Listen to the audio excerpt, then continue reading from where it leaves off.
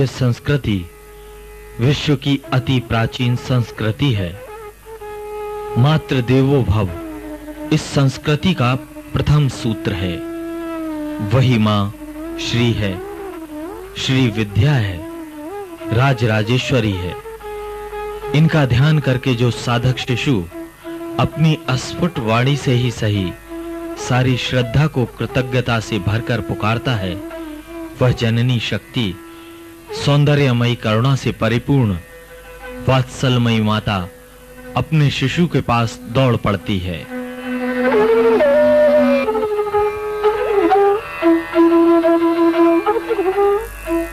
पुष्प की कोमलता,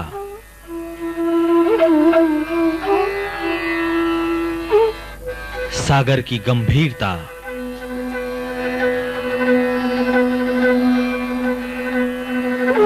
गंगा की पवित्रता, धरा की सहनशीलता,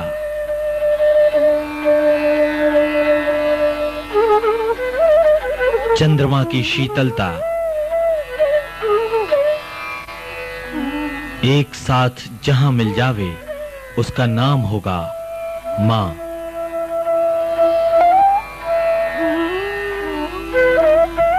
एक छोटा सा शब्द मां लघुतर से लघुत्तम होता गया।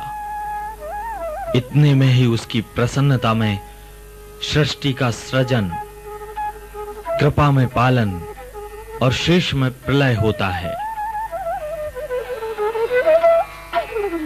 सच्चरित्रता से भरा हुआ वह पुत्र जब ऐसी मां की आराधना करेगा, तब क्या उस पुत्र को इस विश्व में कुछ भी अप्राप्त अगम्य होगा?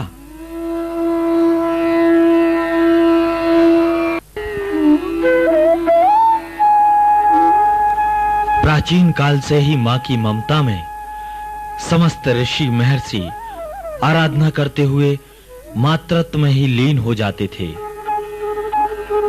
उसी परंपरा को बढ़ाने वाले भगवान दत्तात्रेय, सुमेधा, परशुराम जी, हयग्रीव, अगस्त, लोपामुद्रा आदि ऋषि माता की गोद में अभी भी खेल रहे हैं।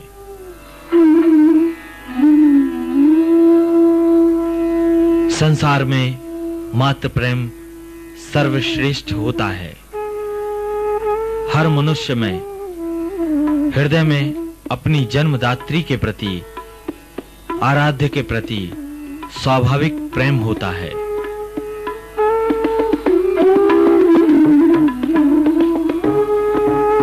मां की आराधना करने वाले शक्ति पुत्र वे चाहे जिस उम्र के हों, मां के सामने बालक ही हैं। सभी साधु पुरुष स्वयं को मां का बालक ही मानते हैं। ऐसे ही एक साधु पुरुष जो मां के प्रिय पुत्र हैं के दर्शनों को चलते हैं।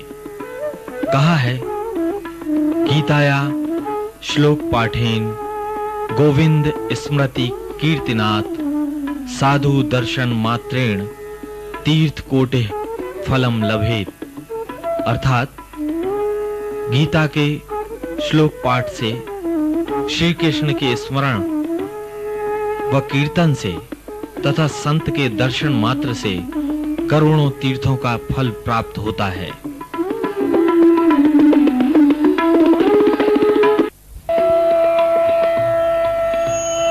पूज्य महाराज जी का जन्म संवत 1980 के भाद्रपद मास के शुक्ल पक्ष की तृतीया, तदनुसार 2 सितंबर 1924 के शुभ दिन ग्राम दिघौरी, जिला सिवनी, मध्य प्रदेश में सनातन हिंदू परंपरा के कुलीन ब्राह्मण परिवार में हुआ था। पिता श्री धनपति उपाध्याय एवं माता गिरजा देवी ने विद्वानों के आग्रह पर इनका नाम पोथी राम रखा।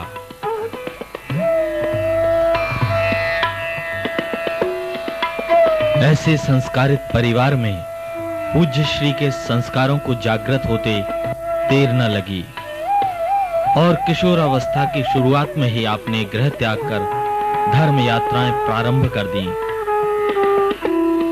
भारत के प्रत्येक तीर्थों, स्थानों और संतों के दर्शन करते हुए आप काशी पहुंचे। वहां आपने ब्रह्मलीन स्वामी करपात्री जी महाराज एवं स्वामी महेश्वरानंद जी जैसे विद्वान संतों से वेद वेदांग, शास्त्र पुराण, इतिहास सहित स्मृति एवं न्याय ग्रंथों का विधिवत अनुशीलन किया।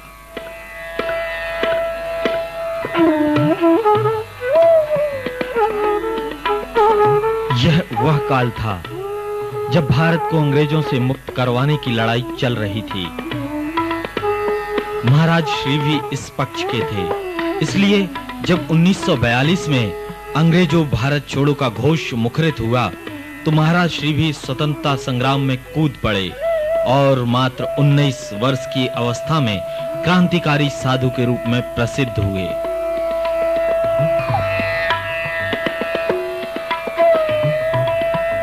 पूज्य श्री चरणों को इसी सिलसिले में वाराणसी और मध्य प्रदेश के जेलों में क्रमशः 9 और 6 माह रहना पड़ा। महापुरुषों की संकल्प शक्ति से 1947 में देश आजाद हुआ।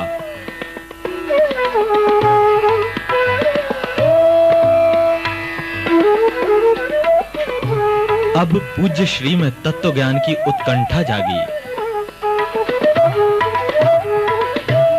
भारतीय इतिहास में एकता के प्रतीक संत श्रीमद आदि शंकराचार्य द्वारा स्थापित अद्वैत मत को सर्वश्रेष्ठ जानकर आज के विखंडित समाज में पुनः शंकराचार्य जी के विचारों के प्रसार को आवश्यक जान और तत्व चिंतन के अपने संकल्प की पूर्ति हेतु 1950 में ज्योतिष पीठ के ब्रह्मलीन शंकराचार्य स्वामी श्री ब्रह्मानंद जी सरस्वती महाराज से विधिवत दंड संन्यास की दीक्षा लेकर स्वामी स्वरूपानंद सरस्वती नाम से प्रसिद्ध हुए।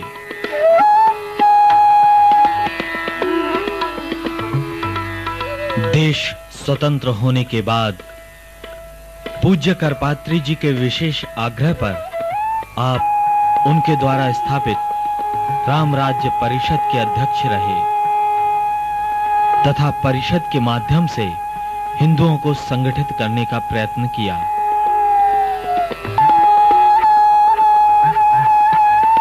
ज्योतिष पीठ के शंकराचार्य स्वामी कृष्ण बोधाश्रम जी महाराज के ब्रह्मलीन हो जाने पर सन 1973 में द्वारका पीठ के शंकराचार्य एवं स्वामी करपात्री जी महाराज सहित देश के तमाम संतों, विद्वानों द्वारा आप ज्योतिष पीठ पर अभिषिक्त हुए और ज्योतिष पीठाधीश्वर शंकराचार्य के रूप में हिंदू धर्म को अमूल्य संरक्षण देने लगे।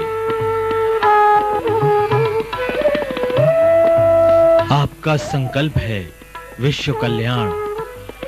इसी शुभ भावना को मूर्त रूप देने के लिए आपने बिहार प्रांत के सिंहभूमि जिले में विश्व कल्याण आश्रम की स्थापना की।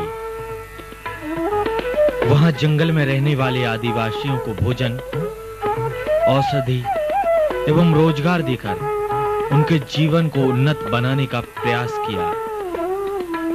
संप्रति 2 करोड़ की लागत से एक विशाल एवं आधुनिक अस्पताल वहां निर्मित हो चुका है, जिससे क्षेत्र के तमाम गरीब आदिवासी लाभान्वित हो रहे हैं।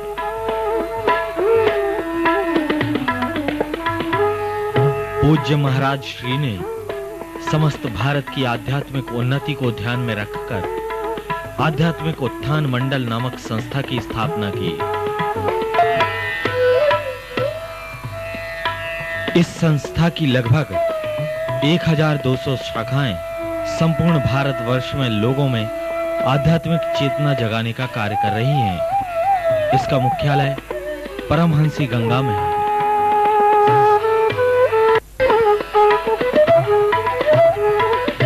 द्वारका शारदा पीठ के जगत गुरु शंकराचार्य स्वामी श्री अभिनव सच्चिदानंद तीर्थ जी महाराज के ब्रह्मलीन होने पर उनके इच्छा पत्र के अनुसार 27 मई 1982 को आप द्वारकापीठ की गद्दी पर अभिषिक्त हुए और आदि शंकराचार्य द्वारा स्थापित 4 पीठों की परंपरा में एक साथ 2 पीठों पर विराजने वाले पहले शंकराचार्य के रूप में प्रसिद्ध हुए।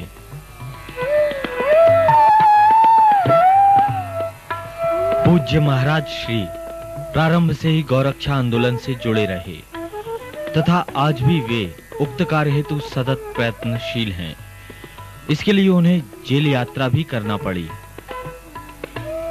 सन 1985 से 1988 के मध्य गुजरात में हुए अकाल के फलस्वरूप पशु चारे के अभाव की पूर्ति हेतु पूज्य महाराज श्री ने देश के विभिन्न इलाकों से गुजरात पशु चारा भिजवाया। पूज्य महाराज जी ने सभी शंकराचार्यों सहित ऐसे संतों को लेकर श्री राम जन्मभूमि रामालय न्यास का गठन किया जो राजनीति से दूर हटकर राम मंदिर निर्माण हेतु तत्पर है।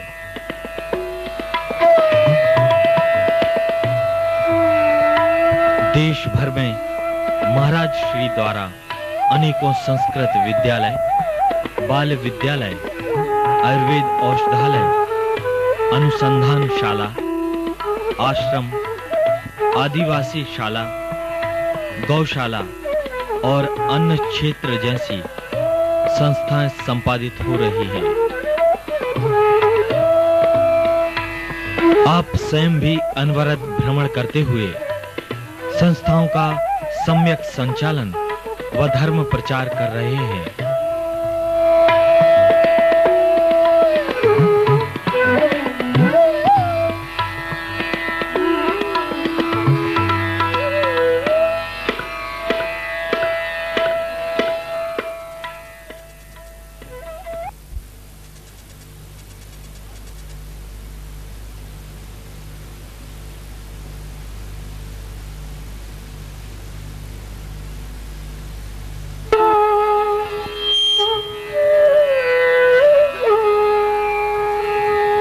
परमहंसी गंगा झोंतेश्वर जाने के लिए इलाहाबाद इटारसी रेल मार्ग पर श्रीधाम रेलवे स्टेशन पड़ता है। यहां से आप बस या निजी वाहन से परमहंसी पहुंच सकते हैं। यह श्रीधाम स्टेशन से दक्षिण में 15 किलोमीटर की दूरी पर सतपुड़ा पर्वत श्रेणी का सुरम्य वन क्षेत्र है। पूज्य महाराज श्री की साधना स्थली होने का गौरव इसे प्राप्त है। परमहंसी गंगा क्षेत्र महाराज श्री को अत्यंत प्रिय है। वे कहते हैं, अमरकंटक से नर्मदा जी निकलती हैं और विभिन्न क्षेत्रों से चलते चलते उनका नरसिंहपुर में आगमन होता है और पूरे नरसिंहपुर को वो पवित्र करते हुए आगे बढ़ जाते हैं। तो हमारे शास्त्रों की दृष्टि से नर्मदा के तट पर कलयुग का निवास नहीं होता और नर्मदा के 7 कोस उत्तर और 7 कोस दक्षिण का क्षेत्र भी नर्मदा खंड ही माना जाता है। तो इस दृष्टि से ये जो स्थान है ये नर्मदा की धारा से 7 कोस दक्षिण में है और यही कारण है कि इसमें प्रारंभ से ही अनेकों महात्माओं ने तपस्या की है। स्थान स्थान पर क्योंकि महात्मा लोग घाट वाट और हाट इनसे दूर रहते हैं। घाट वालों की भीड़ रहती है और बाट वाले रास्ते में भीड़ रहती है और हाट जहाँ पर बाजार लगती है वहाँ भीड़ रहती है।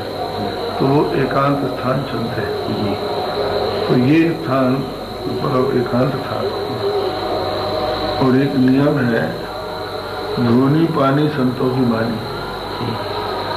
यहाँ सत्पुरुषों के लिए जल की सुविधा हो, धोनी की सुविधा हो वो स्थान वो अपनी तपस्या के लिए ही चुनते हैं।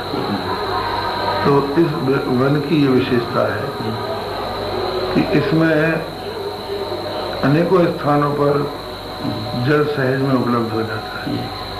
जैसे परमहंसी गंगा है, इसके कुंड से आप अपने हाथ से ही कमंडलों में जल भर सकते हैं। सिद्धेश्वर बाबा के पास में भी इसी प्रकार की स्थिति है। हंस कुंड है और भी कई स्थान है जो जंगल में भीतर है, तो उनमें जल की सुविधा है। तो जहाँ जल की सुविधा होती है वहाँ स्नान होता है, जलपान होता है। और ये सघन वन है। हम यहाँ लगभग 50 वर्ष पहले आए, तब भी यहाँ पर सिद्धेश्वर भगवान का स्थान था। बट पीपल पाकर आम के वृक्ष थे। तो ये बतला रहा था कि ये पहले भी महात्माओं की तपस्थली रहा है। और यहाँ अच्छा भी लगा हमें। इस दृष्टि से हमने यहाँ पर जब भी एकांत रहने की इच्छा होती थी तो इसको हम चलते थे और यहाँ आकर बैठते थे। और फिर उसके पश्चात तो धीरे धीरे उसका विकास हुआ भौतिक दृष्टि से। कुछ यहाँ का वातावरण ऐसा है कि झोंतेश्वर जिस समय हम आए थे, मवई के आगे कोई गांव नहीं था। जब मवई पड़ता है श्रीनगर के और आश्रम के बीच में, वही एक गांव था। उसके पश्चात झोंतेश्वर में कोई नहीं रहता था। श्यामनगर भी नहीं था। आश्रम में कोई पक्का मकान नहीं था। पत्तों की झोपड़ियों में हम रहा करते थे। तो परम निर्जन और एकांत स्थान था। इसीलिए और कुछ ऐसी यहाँ की विशेषता थी कि जहाँ ये दुकानें इस समय है, वहाँ एक नाला है। उस नाले के इस पार आते कि कोई आध्यात्मिक नशा सा यहाँ चढ़ जाता है और बड़ा अच्छा लगता है। मन भी भगवान में लग जाता है। और जब से हम यहाँ आए हैं, अनेकों बार यहाँ श्रीमद् भागवत की कथा हुई है और अनेकों यज्ञ हुए हैं, सत्कर्म हुए हैं। और यहाँ पर मंदिर का निर्माण हुआ और उस निर्माण की श्रृंखला आगे बढ़ी। सिद्धेश्वर के मंदिर का निर्माण हुआ और इधर गंगा जी के मंदिर का निर्माण हुआ। लोधेश्वर का भी निर्माण हो रहा है, लक्ष्मी नारायण मंदिर का भी निर्माण हो रहा है। और वर्ष में यहाँ पर एक बार झोंतेश्वर का मेला लगता है। झोंतेश्वर वस्तुतः ज्योतिरीश्वर है। ज्योतिरीश्वर का अपभ्रंश झोंतेश्वर हो गया है। और यहाँ के जो शिवलिंग है वो अत्यंत प्राचीन है। वो किसी भक्त को किसी पलाश के वृक्ष की जड़ में मिले थे, जिसको उठाकर एक साधारण सा चबूतरा बनाकर उनको उसमें रख दिया गया था। वो धीरे धीरे वृद्धि को प्राप्त हो रहे हैं। कुछ भक्तों ने वहाँ पर उनकी छाया भी कर दी है। तो हम लोग यहाँ पर पहली बार आए बसंत पंचमी के अवसर पर। कठिनाई से 200-400 मनुष्य मेले के दिनों में आते थे। फिर धीरे धीरे उनकी संख्या बढ़ने लगी। बढ़ते बढ़ते तो अब तो नरसिंहपुर जिले का एक प्रमुख मेला बन गया है।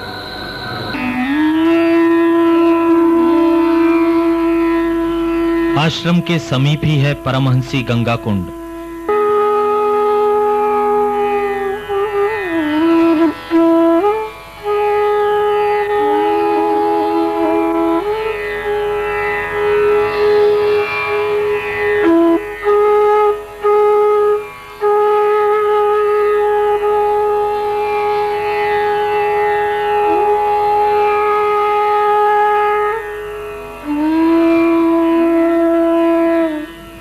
यहाँ एक सामान्य झरना था जिससे 12 मास लगातार जल प्रवाहित होता रहता था। आज जो स्वरूप आप देख रहे हैं वह इसका विकसित स्वरूप है।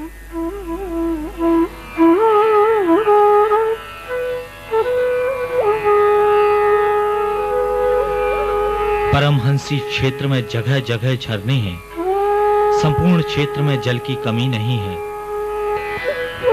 इस कुंड में जो जल है, उससे भक्त अपने नित्य कर्म को संपन्न करते हैं।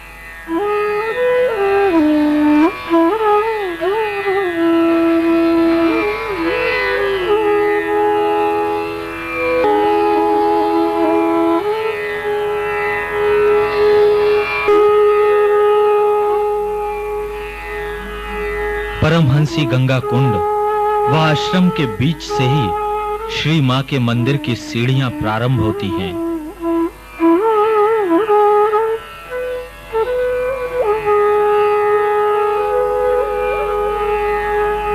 श्री विद्या भगवती राजराजेश्वरी त्रिपुर सुंदरी का विशाल व भव्य मंदिर पहाड़ी की श्रृंखला पर स्थित है।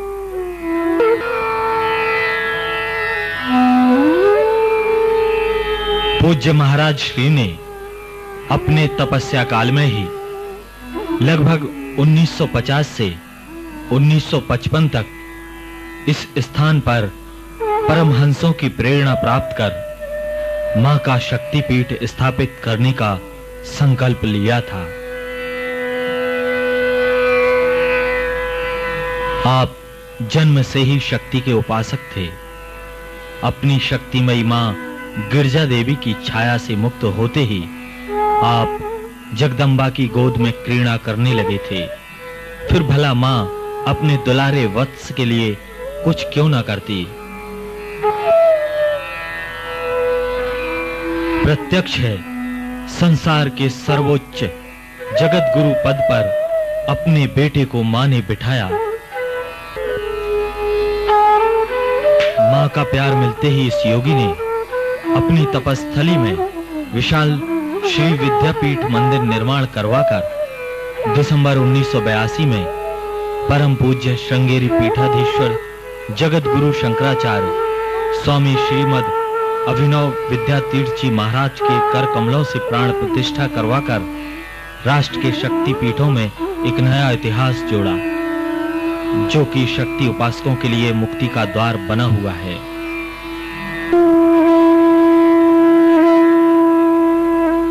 मंदिर वैदिक एवं तंत्रोक्त विधि विधान के अनुसार श्री विद्यापीठ के रूप में निर्मित हुआ है। मंदिर का अधोभाग, जिसमें गर्भगृह एवं विशाल पुस्तकालय कक्ष है, सीढ़ियों के तल पर है। सीढ़ियों पर चढ़कर सीधे प्रथम मंजिल पर पहुंचते हैं, जहां तीन ओर खुले बरामदे हैं। चौथी ओर भगवती की आसन पीठ है। खुले बरामदे में 64 योगिनियों की मूर्तियां स्थित हैं। इस प्रकार की मूर्तियां भारत के किसी मंदिर में नहीं है।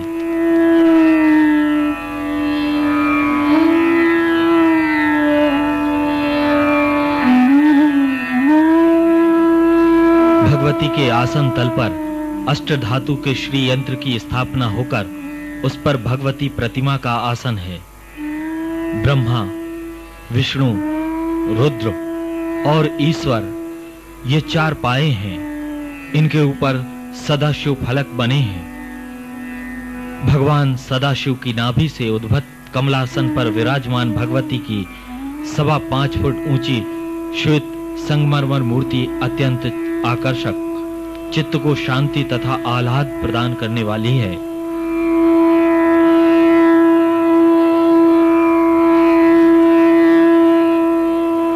भगवती की यह मूर्ति जयपुर के प्रसिद्ध मूर्तिकार श्री चिरंजीलाल भारद्वाज और उनके सहयोगियों द्वारा निर्मित की गई है। दर्शन के लिए प्रतिमा कक्ष में 3 ओर 3 द्वार हैं।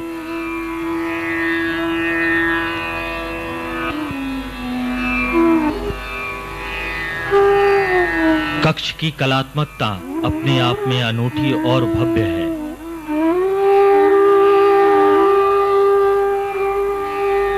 सजीव मुद्राओं में उत्कीर्ण मूर्तियां समूचे वातावरण को श्रद्धावनत और भक्ति विहल करती हैं।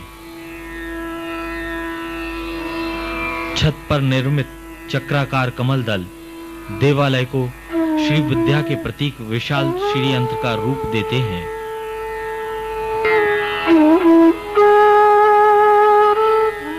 विशाल स्तंभों पर खड़े 3 मंजिल पर गुंबद के 9 मंजिल हैं।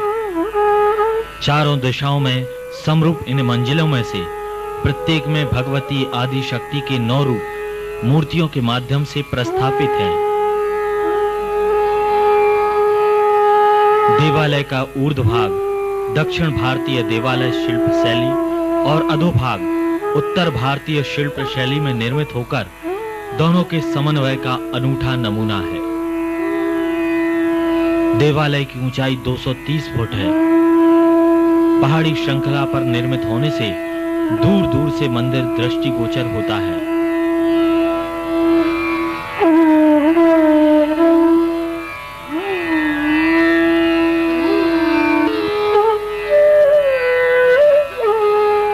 संपूर्ण देवालय अपनी आकृति में श्री यंत्र के आकार को उद्भासित करता है।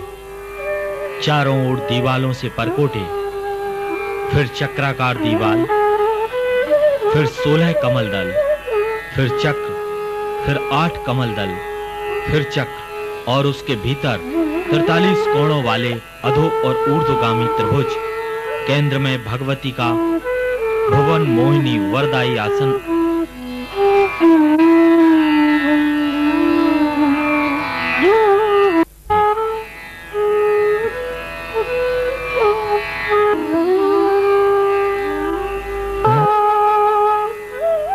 महाराज राजेश्वरी व उनके मंदिर निर्माण के बारे में स्वयं महाराज जी का कथन है।